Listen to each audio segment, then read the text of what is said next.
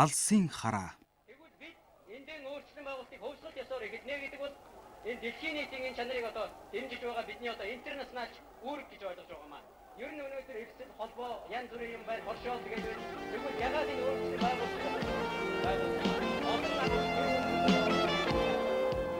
1989 оны 12 дугаар сарын 10-ны хүний эрхийн өдрөөр ардчлалын төлөө анхны томоохон цуглаан Улаанбаатарт залуучуудын соёлын төвийн үүдэнд боллоо. Хэдэн зуун хүн оролцсон энэ цуглаанд итгэл үнэмшлээрээ үзэл бодол ухамсараараа ирсэн нь харьцангуй цөөхөн. Харин сонжсон, сонирхсон хавгүй их олон тоотой байлаа. Ерөөс Монголын нийгэмд тухайн үед болж байсан өөрчлөлтөд хандах хандлага олон туйлтай, харилцан адилгүй янз бүр байлаа. Нийгмийн өөрчлөлтийг нийслэлийн голдуу сэхэтнүүд дэмжих хандлагатай байсан бол Ахмад ууд дунд үеийнхэн эргэлзэж тэнэгэлсэн байр сууриас хандаж байв. Бүр үзэн ядаж, байж ядсан, хараан зүгсэн хуучинсаг хэсэгч бас байлаа. Ахмад үеийнхэн дотор шин гарч ирж байгаа залуучуудын хэлж, ярьж байгааг үйсгэсэн, илт эсэргүүцсэн хүнч олон байлаа. Харин тухайн үеийн хамгийн нөлөө бүхий улс төрийн хүчин Монгол Ардын хувьсгалт намын дээд удирдлагад байсан дэвшилтэд үзэлтэй мэдээлэл бүхий цөөн зарим зүтгэлтэн нийгмийн өөрчлөн байгуулалт зайлшгүй гэдгийг ямар нэг хэмжээгээр мэдэрч ойлгосон байлаа. Дээр дурдсан ардчлалын цуглаан болохоос 4 жилийн өмнө Зөвлөлт холбоот улсын удирдагч Горбачев перестройк буюу өөрчлөн байгуулалтын үзэл баримтлалаа дэвшүүлж энэ нь тухайн үедээ зөвлөлтийг аялдан дагалддаг байсан орнуудад ямар нэг хэмжээгээр өөрчлөлт, шинжилэл хэрэгтэй гэдэг дохио өгсөн байна. Ялангуяа Москвад найтайхад Улаанбаатарт ханиад хүрдэг хэмээн ёжлуулдаг байсан Монголд хүссэн хүсээгүй реформ хийгдэх аятай нөхцөл бүрэлдсэн байсан юм. Чухам энэ үеэс Монгол Ардын хувьсгалт намын төв аппаратад шинжлэгч үзэлтэй радикал боловсон хүчнүүд цөөнгүй ажиллах болсны нэг нь Монгол Ардын хувьсгалт намын төв хорооны намын байгуулалтын хэлтсийн орлогч эрхлэгч Бүд Аргачаагийн Дашиандун байжээ. Тэр үеийн Монгол Ардын хувьсгалт намын төв хорооны бүгд хурлуудаар өөрчлөлт, шинжиллийн тухай, эдийн засагт гэрээ, түрээсийн харилцаа нэвтрүүлэх тухай, аж ахуйн тооцооны тухай, эдийн засгийн янз бүрийн хэвшлийн тухай ярьж эхэлсэн нь ирээдүйд бэлтгэгдэж байсан томоохон өөрчлөлтүүдийн анхны алхмуудыг бодож төлөвлөж байсан хэрэг үүжээ. Тэдгээр алхмуудыг санаачилж боловсруулахад тухайн үеийн Монгол Ардын хувьсгалт намын төв хорооны хэлтсийн орлогч эрхлэгч Дашиандун тодорхой үүрэгтэй оролцож байсан гэдэг юм. Энэ үед бол социализм мийг зогсон байдалд орлоо гэж үзэж социализмыг хүрээнд нь шинчлэх тухай онлайн болон бусад маргаан мэтгэлцээнүүд явж байсан юм л да. Ингээ 1986, 87 оны үед Монгол Ардын хувьсгалт намын төв хороо нам өөрийгөө шинчлэх, нийгмийн эдийн засаг, оюун санааны амьдралыг өөрчлөх талаар мөн социализмынхаа хүрээнд боловсронгуй болгох чиглэлээр асуудал боловсруулсан юм. Тэр нь бол намын үзэл суртал зохион байгуулалтын ажлыг өөрчлөн сайжруулах тухай Монгол Ардын хувьсгалт намын төв хорооны улс төрийн товчооны санал гэдэг баримтыг гаргасан. Тэр санал гэдэг баримтыг намын төв хорооны намын байгуулалтын хэлтэс тэгэхэд орлогч эрхлэгч байсан. Үзэл сурталын хэлтэс Ардын хурлын тэргүүлэгчдийн газар төв хорооны бусад хэлтсүүд үндсэнтэй нийлж баримтыг боловсруулад улс төрийн товчоогоор батлуулад тэгээд үнийн сонин тэвлэж намын нийт гишүүдээр хэлэлцүүлсэн. Энэ нь бол нийгмийг шинчлэхэд чиглэгдсэн арга хэмжээ байсан. Нийгмийг шинчлэхийн тулд хувьсгалт нам өөрөө тодорхой хэмжээгээр шинчлэгдэх ёстой байсан юм л да.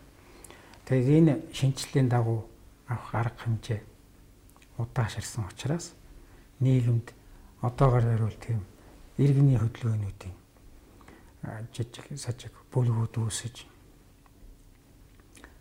шинээр улс төрийн хүчин бүлэглэлүүд бий болж гарч ирсэн. Ингээд одоо 90 онтой залгаж байгаа. Тэгээд 1990 онд бол одоо хөрсөн төмний жагсаал цуглаан болж Монгол Ардын хувьсгалт намын төв хорооны улс төрийн товчоог огцруулах санал тавьсан. Ардчилсан холбооны санал бол улс төрийн товчоог огцруулах, социализмыг мөн хүрээнд нь сайжруулах, Ленины сүүлийн үеийн зохиолуудын үзэл санаагаар улс орныг цааш нь хөгжүүлэх тухай тэр үед яригдчихсэн юм л да.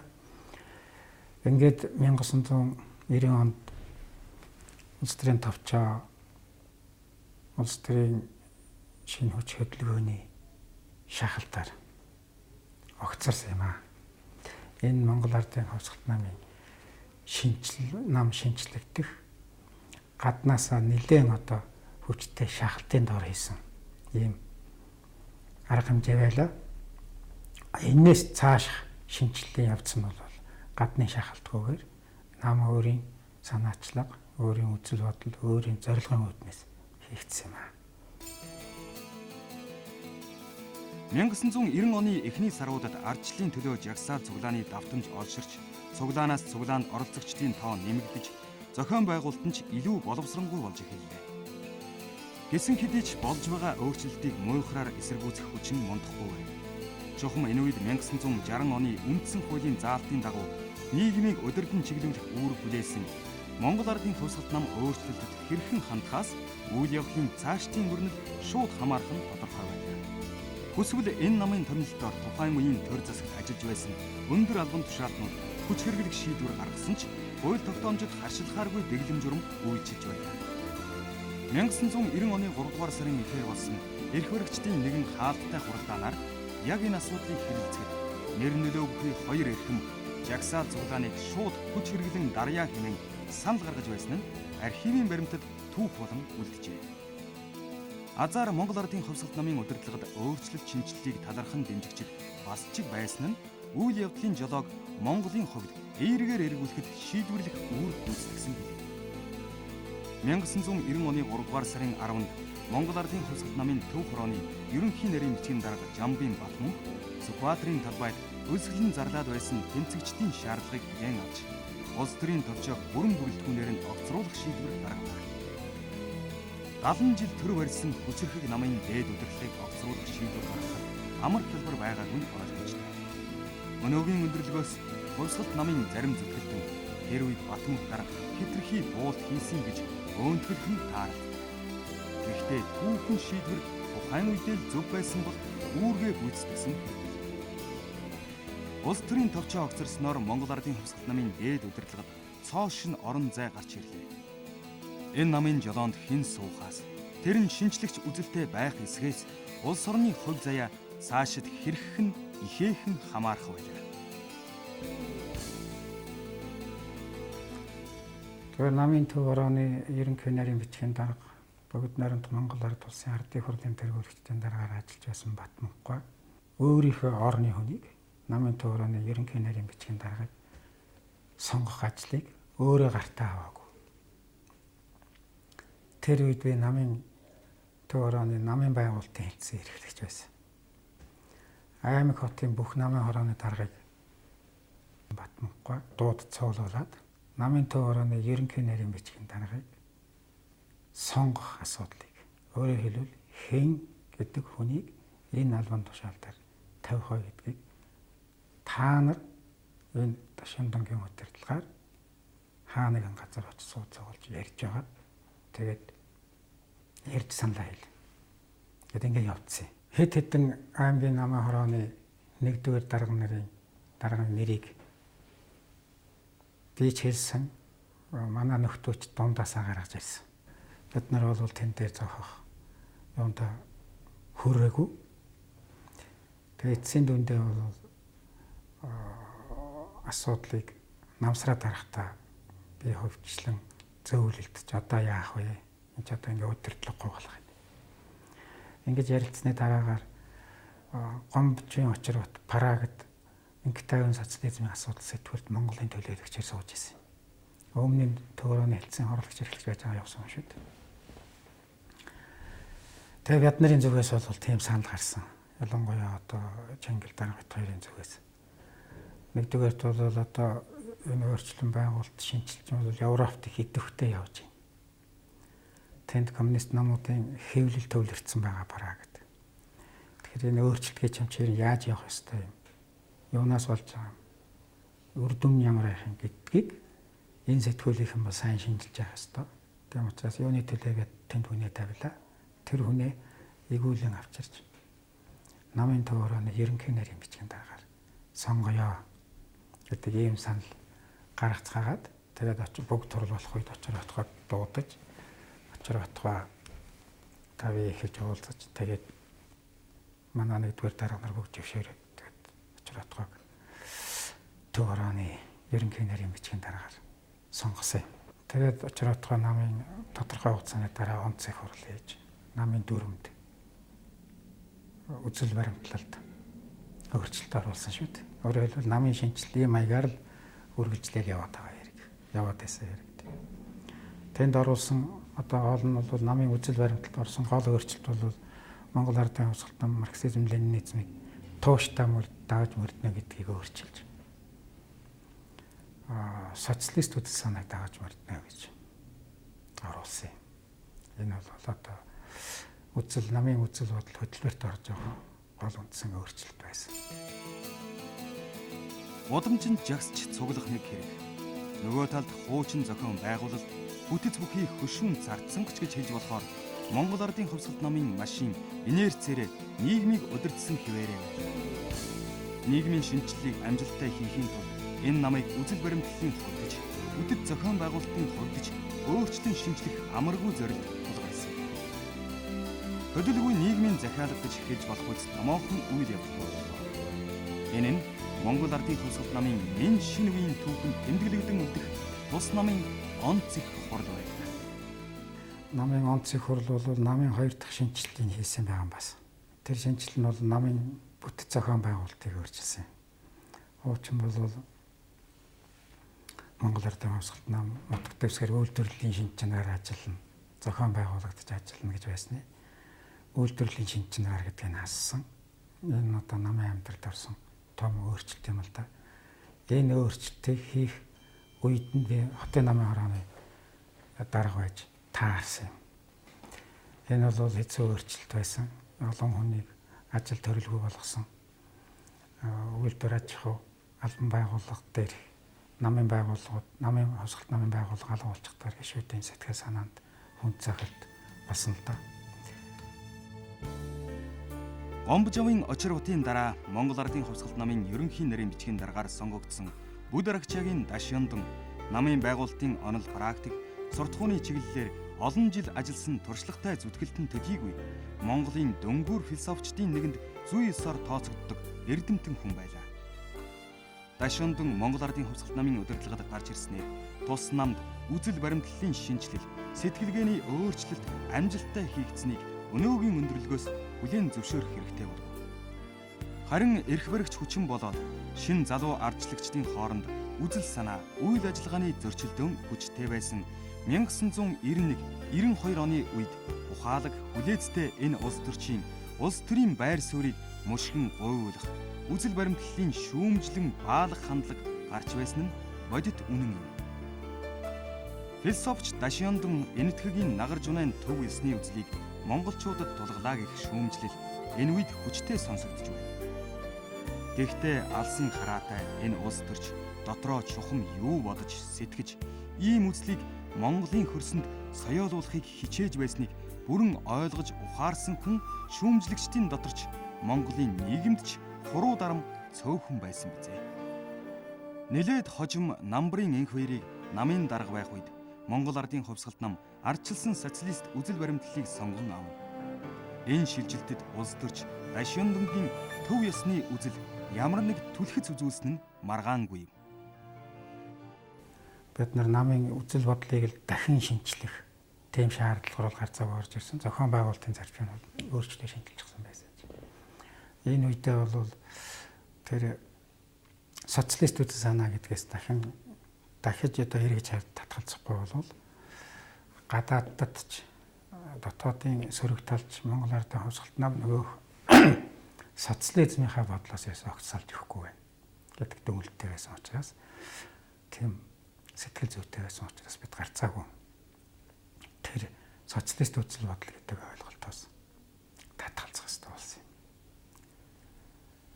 Тэгээд үндэсний ардчилсан үзэл санааг Монгол Ардын хувьсгалт нам баримтална гэж 21-р хурлаараа тогтсон.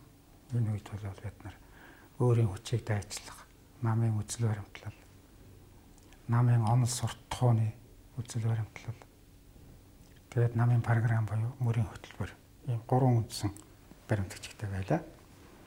Одоо харамсалтай тэр сурт тухууны баримтлал гэдэг нь огт яригдахгүй тоогдохгүй ингээд хаягдчихсан зүйл. Тэрийг харин сэргээвэл зүгээр гэж би боддгийг. Ингээд бид нар социалист үзэл санааг мөрднө гэдгээсээ татгалзаад үндэсний ардчилсан үзэл санааг баримтлана. Тэгэхдээ социалист үзэл санааг бол шинжлэх ухааных нь хувьд хүнддэг нь түүнтэй дайсгнахгүй гэдэг. Ийм одоо зарчимтай хөтөлбөр боловсруулж ажилласан юм л да.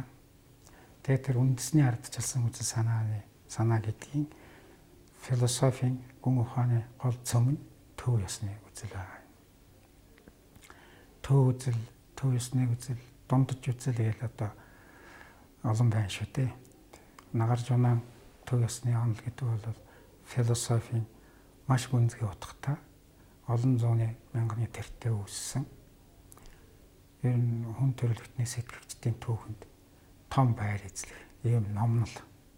Тэгэхдээ бид бол тэрнийг тэр утгаар нь аваад өөрснөө ч бараг ойлгохгүй шүү дээ. Монголын хөрсөн дээр бол төв үзэл гэдэг нь нэгдлийн гүн ухааныг ярьж байгаа хэрэг. Төв үзэл бол туйлшрахгүй. Манай намын зүгээс ч туйлшрахгүй байх. Сөрөг хүчний зүгээс ч туйлшрахыг сэргийлэх. Нэг ясандаа одоо ятгах ойлгуулах гэсэн ийм санаа шүү дээ. Манай намын дотор бол одоо жишээ ерөөсөө одоо шинэ гарч ирж байгаа улс төрийн хүчнүүдтэй эвлэрч байна. Дэндүү одоо нялцгааны лум бай хатуу ширийн тэмцэх ёстой гэсэн ийм санаатай хүмүүс. Тэгээд дээр нь ерөөсөө ингээд нялхтаад байгаа учраас ингээд айдуу зөөлөн байгаа учраас коммунист нам байгуулна. Хөдөлмөрийн нам байгуулна. Манай намын дотоод таа шүү дээ. Салж гарна. Ажилчны нам салж гарна гэдэг ийм байсан. Үе учраас зохилдох, зохицох, төвөн барьж явах. Тэгээд нэгдлийн гүн ухаан энэ дээр бол тулгуурлаж тийм суртал явцгаасан юм. Тэгээд тэрнийг бол би өөр ашгаа өгсөн болов гэж боддог. Цагийн шалгуурыг дааж юу, даагаагүй юу гэдгийг одоо хэлэхэд хэцүү. Яагаад гэвэл нэгдлийн гүн ухаан төв үзэл гэдэг бол тэртээ хүмүүсийн тархин шингэсэн нэг юм байгаад байгаа. Тэр энэ бол одоо тийм хөнгөн маягийн философийн гэдэг юм уу, тийм сурталын чиглэлийн одоо ойлголт тайлбар байгаа юм. Нэгдэл гэдэг бол зүгээр одоо эсрэг тесрэг тал хоорондоо шууд авцалтаад л тэгэл нэг бөө юм болоо сайхан болчихно гэсэн үг биш. Зохицолдох, уялдуулах, гол үндсэн эрх ашигтай очиж тохиролцох тухай санаа шүү дээ. Олон намын тогтолцоо бий болж улс төрийн шин соёл бүрэлдэн байх энэ үед зөвхөн үзэл бодлын маргаан мэтгэлцэн байсан төдийгүй улс төрийн хүчнүүд бие биенээ хардаж сэрдэх, утаан доромжлох хандлагч үе үе цухалдж байлаа. Тэрч байтугай Монгол ардын хувьсгалт намыг төрийн иргэд хийх гэж байгаа тухай хүртэл шүүгэж байлаа. 91 онд юм. Монгол манай ардын хувьсгалын 70 жилийн болж газраас төлөөлөгч өрсөн. Улс төрийн хүчнүүд өөрсдийнхөө төлөөлөгч өрсөн. Социал демократ нам Германаас хүн орно гэжсэн тэр нь ирсэн ирээгүй би мэдээгүй. Хэд хэдэн газраас намуудын төлөөлөгч ирсэн. Зөвлөлт толгойд улсаас бол том төлөөлөгч ирсэн. Төлөөлөгчдийг Азербайджааны одоо санахт бол дээд зөвлөлийн орлогт дарга гэдэг нэг эмэгтэй даргалж байсан. Тэр дотор бол Бурятийн коммунист намын дөрөвний 1-р дарга Потапов гэдэг хүн ирсэн. Одоо энэ Бямбсанга очротгоо бид нар ярьж байгаа. За консулмагийн очротоо ярьж. За энэ Потапов нь шууд одоо намын ажлын хүн байна. Энийг одоо төвөөрөө бидний хэлж байгаа. Та нар бас хариуцаарай. Энэ төрийн талын бид нар хариуцсан. За тэгэхээр бусад одоо улс төрийн хүчнүүд дээрсэн төлөөлөгчдийг өөрөө өөрсдийнхөө шугамар хариуцсан.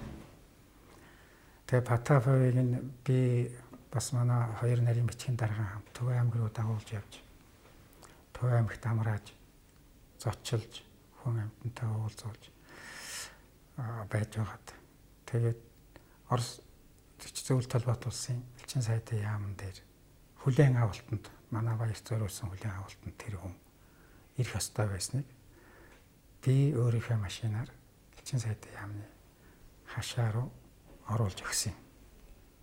Тэр хүн унаагүй. Тэр үед нь манайхаас элчин сайдын яамд өргөцсөн зочид бас хаалгаар орж исэн л дээ. Тэр юмыг харж чаад тэгэл энэ одоо хойсголт нам бол төр эргэлт хийх гээд энэ бата хамт элчин сайдын яамдаар одоо юм ярьжээ гэдэг л тийм одоо юу гэдэг орсоор бол воображение гэдэг монголоор бол одоо тийм дэвэргсэн хөөргсөн зүйл л дээ. Энийг одоо хууль зүйн үгээр хэлбэл гүтгэлэг гэхээс арга байхгүй. Нөхөр ёсны үгээр хэлэх юм бол тийм дэндүүсэн санаатаагаар одоо зохион бодсон л тийм зүйл л дээ. Тэгээд энэ дээр бас одоо адгийн заргаар хоногтой гэж хэвлэлийн баг оруулж талдаа зөнтөө болсон цаг нар ачаалдсан мэдрэлээд нэлээд барагдуулсан л да. Тэгэд энэ бол бодлоо юм бодлоо чигээр хэлэв. Зөвлөлт толгой тулсад Горбачевыг хар далаад амарч байхад нь бүх албан тушаалаас нь буулгах гэсэн тэр хуйлдаан Монгол ардын хувьсгалт нам мэдчихсэн манай намтай холбоотой байсан маягийн юм одоо яриад тэрнийг дайлбарлуулж улс төрийн шинэ хүчний зарим дарга нар одоо нэр хүнд олж авах гэдэг юм уу яах гэдэг юм бас нийгмийг нэлээд шоогуулж өгмөсөн. Мэдээж энэ зөвлөлт толгойд улсын коммунист нам зөвлөлт тэр дотооддоо хийх юм хаа байгаа өчүүхэн нэг Монгол тэр дундаа эрх мэдлээ байн сулруулж ард жилийн зам руу явж байгаа зах зээл рүү улс орноо чиглүүлэх гэж ноцолдож байгаа намтай ярьдаг, тэрэнд мэдээлдэг, тэрэнд дэмждэг, тэрэнд тэгээд тэг хэрэгтэй энэ төр гэдэг тийм юм гэж хар ухаанаар бодсон ч одоо бай таарахгүй шүү дээ. Чи хүүхдийн тоглоом шиг юм болоод өнгөрсөн л дээ. Ийм үйл явдлуудын үед одоо язгнаал, ахсраал, уурлал, догшраал юуны өмнө л одоо хэрэлдэх зөрөлдөхийг урдл болгож болохгүй байсан. Тэгвэл нийгмийг улам хаагалж ягаад гэвэл олон түмэн ойлгохгүй шүү дээ. Өмнө нь бол одоо Монголд чинь ийм сүрт жагсаал, цуглаан, үлсгэлэн гэж юм болж байгаагүй учраас юу болоод байгааг ард түмэн сайн мэдгүй. Бяд ч мэдгүй юу болоод байгаа. Хийж байгаа хүмүүс өөрснөө сайн мэдгүй энэ юу болж байгаа вэ? Би өөрснөө сайн ухаарахгүй. Ийм нөхцөл байдал аяндаа мэдрэгдэж байгаа үед бол тэг асуудлыг хурцдах нь хамгийн буруу зам байсан. Тийм учраас бид нар тэр дундаж үзэл тэр төв байр суурийг баримталж харилцсан ойлголцоо. Энэ чиглэл рүүгээл яваад байгаа юм л да. Тэгээд байнга одоо хувьсгалт нам буулт хийж ирсэн гэж байна. Тэр бол нэг талаасаа үнэн. Тэгээд зогсох юм дараа зогсож улс үндэсний эрх ашигтай холбоотой нам бас өөрийнхөө эрх ашигыг бодно. Тэрнтэй холбоотой юмдар байдал баттай байсан. Тэгтэл буух зохицох тал нь бол олон байсан. За улс төрийн шинэ хүчнүүд бас буулт хийж ирснийг өгөөсгөж болохгүй. Тий. 70 жил засгийн эрхийг барьж ирсэн учраас нэг ёсонтой эцэг нам шиг тэгж. Тийм учраас шинээр гарч ирж байгаа залуучуудыг ойлгох ёстой, дэмжих ёстой. Тэр залуучууд нь манай ард түмний үр хөвгтүүд байж байгаа учраас бид нар харийн дайсантай тулж байгаа биш гэдэг одоо утга. Төрийн эргэлт хийх санаатай байсан гих улс төрийн хүчин нь шин залуу намуудыг хурдан төлөвшөж хүчрхэгчэд чиглэсэн бодлого үйл ажиллагаа явуулж байсан гэж Монгол Ардын Хувьсгалт намын ерөнхий нарийн бичгийн дарга асан Дашяндун өгүүлж байна. 1990-с 92 оны хооронд улс орны хувь заяанд онцгой нөлөөлсөн олон үйл явдал болсон. Энэ завсар улс төрийн шин намууд ч өөрийн гэсэн байртай болсон нь тухайн үедээ томоохон дэвшил байсан ажээ. Тэр бүх улс төрийн намууд тэр үед байсан. Бүгдээрээ байр орон байхгүй. Монгол Ардын Хувьсгалт нам засгийн газрын ордонд байж байгаа. Эндээсээ нүүх ёстой болсон. Тэр байшин чинь хотын намын хорооны байшин гэж подколчээ барьж исэн байшин. Тэгвэл намын их хэмжээний мөнгө төгрөг хожим нэмэж орсон юм байна. Тэгээ одоо тэн дээрээ бас бодлонтой юм ярьдаг юм лээ. Тэр нь бол надад хамаагүй. Гэхдээ энэ бол Монгол Ардын хувьсгалт намын өмч гэж хууль ёсоор тогтсон зүйл.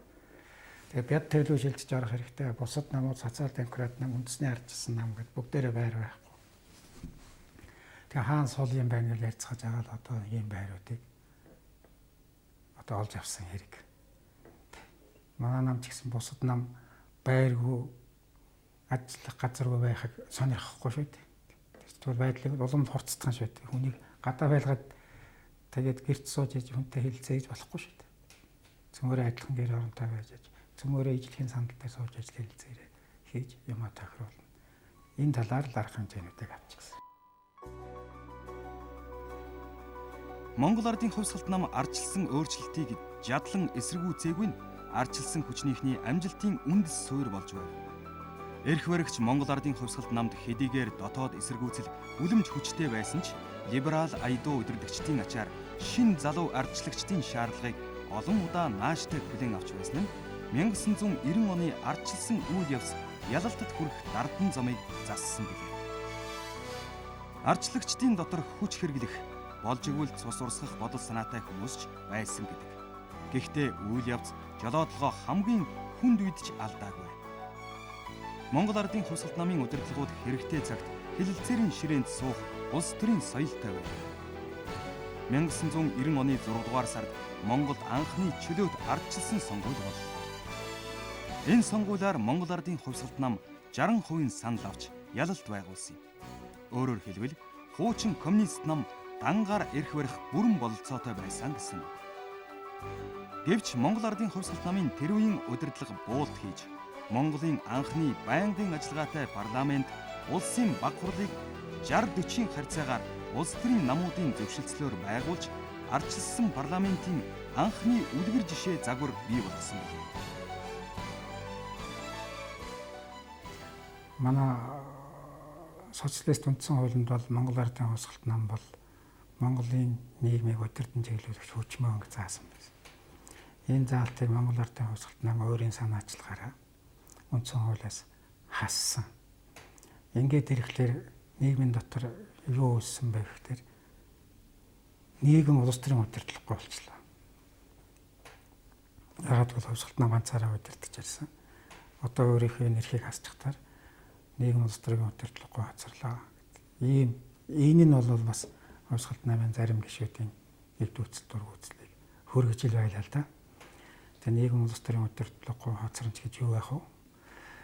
Зүгээр нам болвол тэр үед хоёр тал сайн ярилцчихэж энэ маргаан мэтгэлцгээнийг гудамжнаас парламентд оруулах ёстой. Улсын удирдлагад нам оролцох ёстой. Оролцохдоо бол парламентын чиглэлээр парламентын нам болж оролцох ёстой гэдэг энэ санааны үүднээс бол хэрэг дээрээ улсын баг хурал үүссэн хэрэг шүү дээ. Улсын баг хурлыг ингэж үүсгэхийн тулд Монгол Ардын хувьсгалт нам нэг талаас нөгөө талаас шинэ улс төрийн хүчнүүдийн хооронд тун олон удаагийн яриа хэлцээ болсон.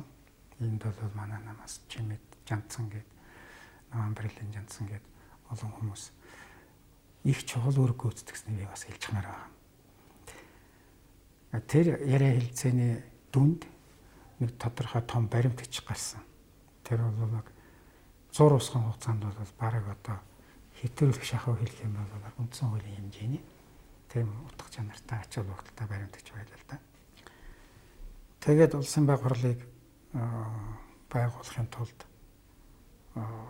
шинэ ардчилсан чөлөөт сонгуулийг явуулж тэргээр одоо Монгол Ардын хувьсгалт 90 онд явсан сонгуул. Энэ сонгуулиар хувьсгалт нам 60% санал авч парламентд олонхолоод анхны байнгын ажиллагаатай парламент 50 хэдэн хүний бүртгэнтэй байгуулагдсан. Орж гарсан нэг тоолох юм бол ер нь баг хурлын гишүүн гэдэг нэрийг 56 хүн зүүсэн байдгийн. Гудамжны яриа мэтгэлцэн маргаан ингэж парламент руу шилжсэн. Тэгээд парламентд одоо Монголын ард түмний монголчуудын гол яриа бол улсын баг хурал дээр төлөөлөл байж байгаа учраас болж 92 онд шинэ үндсэн хуулийг баталсан.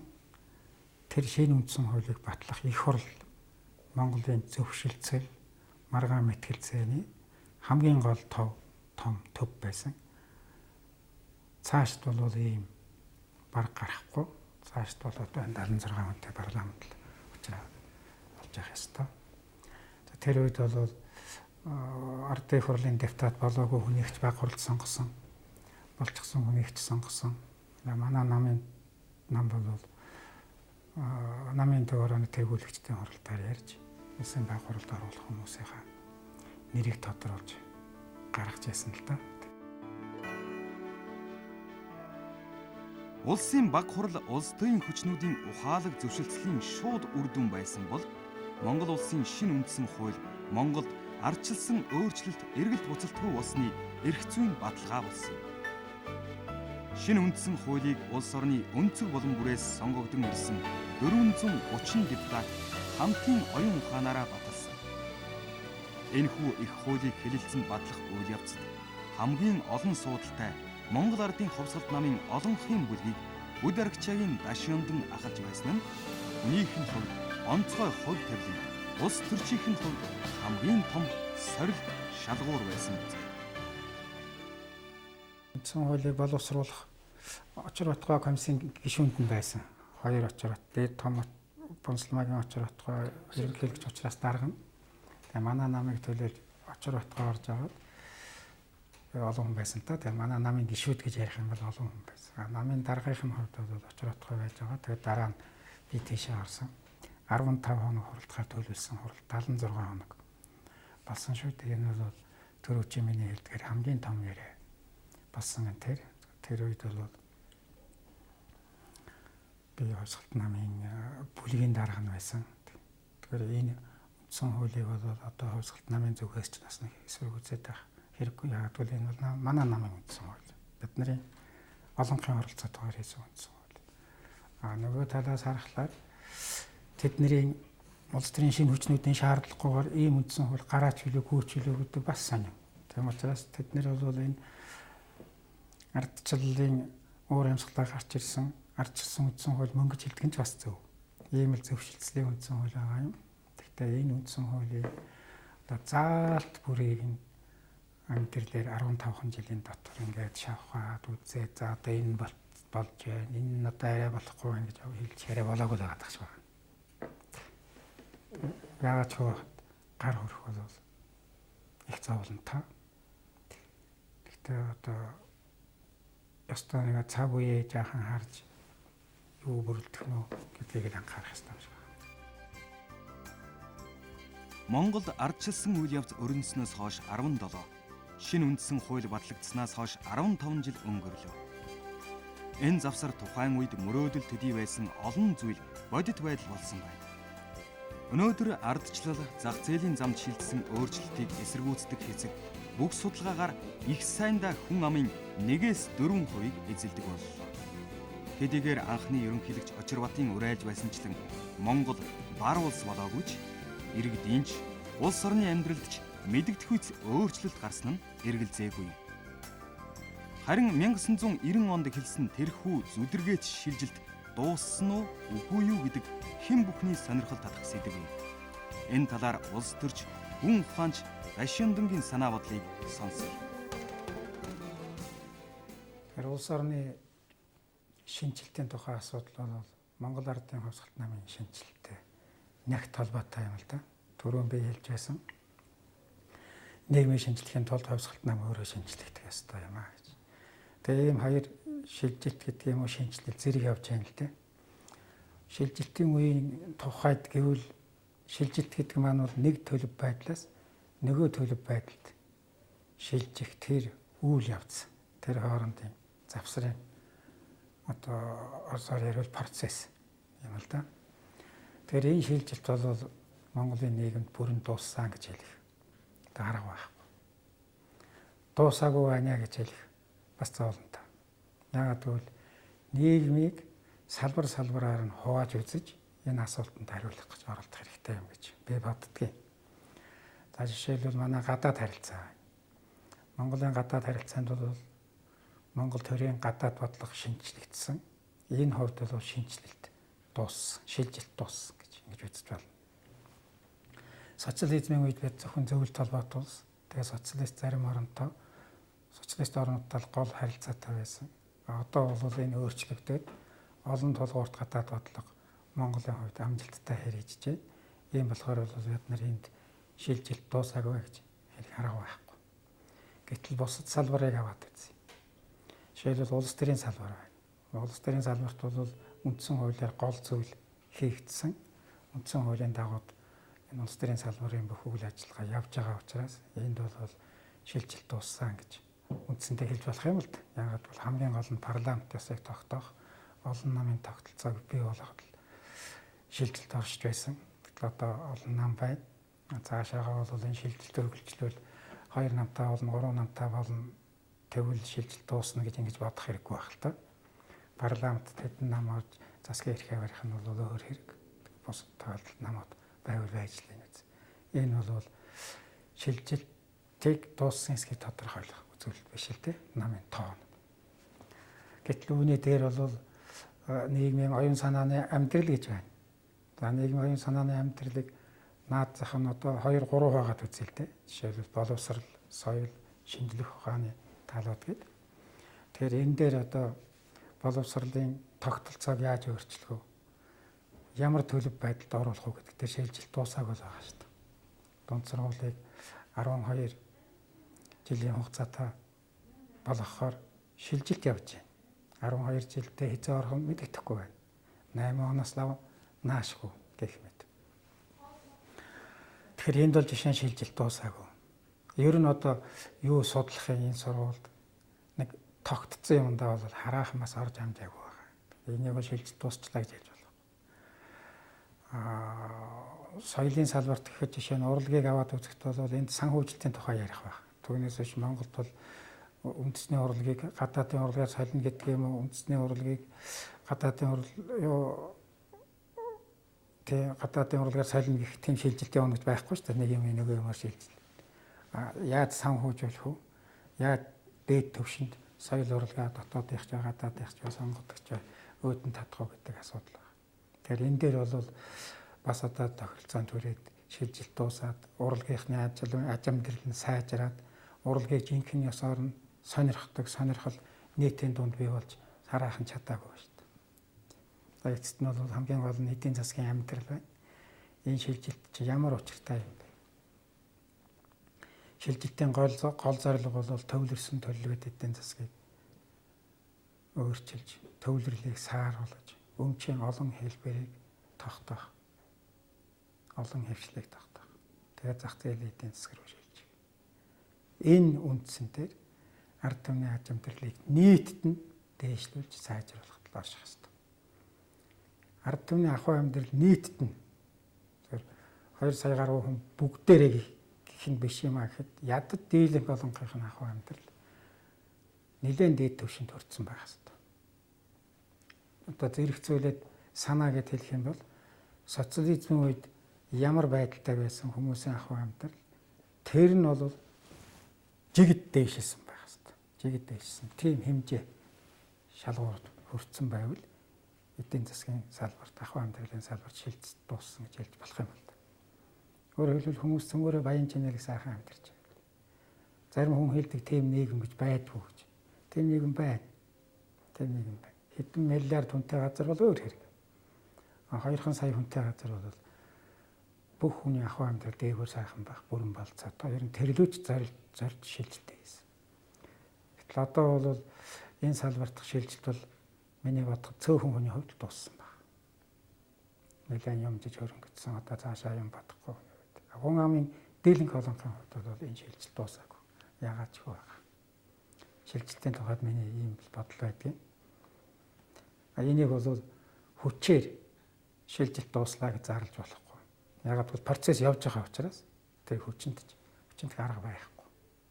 Тэгэхдээ ерөөсөө шилжилтийн үйл байна шүү дээ. Шилжилт маань дуусаагүйгээд бас шилжилтийн сэтгэлгээгээр сэтгэж одоо замбраагүй байдлыг зөвшөөрч, дэмжиж, ажил төрөлд хайхрамжгүй хандж бас болохгүй. Ийм л зүйл надад санагддаг юм аа. 1990-92 он ээдрээ тэмцэлтэй, зөрчилтэй, тесрэлттэй он жилүүд байжээ.